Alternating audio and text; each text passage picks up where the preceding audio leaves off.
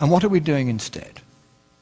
At Copenhagen, this December, weeks away, a treaty will be signed. Your president will sign it. Most of the third world countries will sign it because they think they're going to get money out of it. Most of the left-wing regimes around the world, like the European Union, will rubber stamp it. Virtually nobody won't sign it. I have read that treaty. And what it says is this, that a world government is going to be created. The word government actually appears as the first of three purposes of the new entity.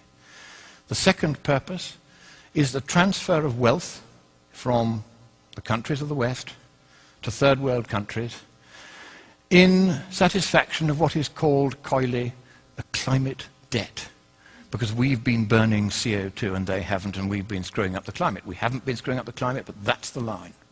And the third purpose of this new entity, this government, is enforcement.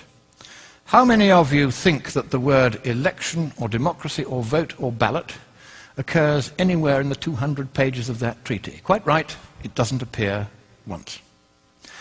So at last, the communists who piled out of the Berlin Wall and into the environmental movement and took over Greenpeace, so that my friends who founded it left within a year because they'd captured it. Now the apotheosis is at hand. They are about to impose a communist world government on the world.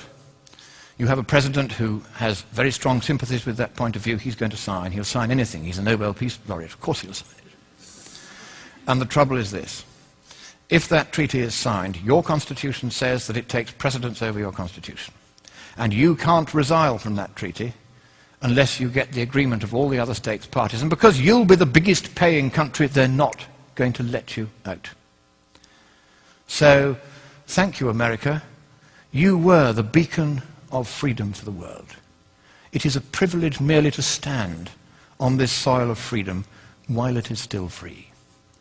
But in the next few weeks, unless you stop it, your president will sign your freedom, your democracy, and your prosperity away forever, and neither you nor any subsequent government you may elect will have any power whatsoever to take it back again.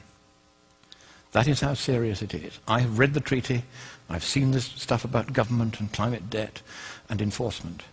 They are going to do this to you, whether you like it or no. But I think it is here in your great nation, which I so love and I so admire. It is here that perhaps at this 11th hour, at the 59th minute and the 59th second, you will rise up and you will stop your president from signing that dreadful treaty, that purposeless treaty, for there is no problem with the climate, and even if there were, economically speaking, there's nothing we can do about it. So I end by saying to you the words that Winston Churchill addressed to your president in the darkest hour before the dawn of freedom in the Second World War. He quoted from your great poet Longfellow. "Sail on, O ship of state. Sail on, O Union, strong and great. Humanity, with all its fears, with all the hopes of future years, is hanging breathless on thy fate."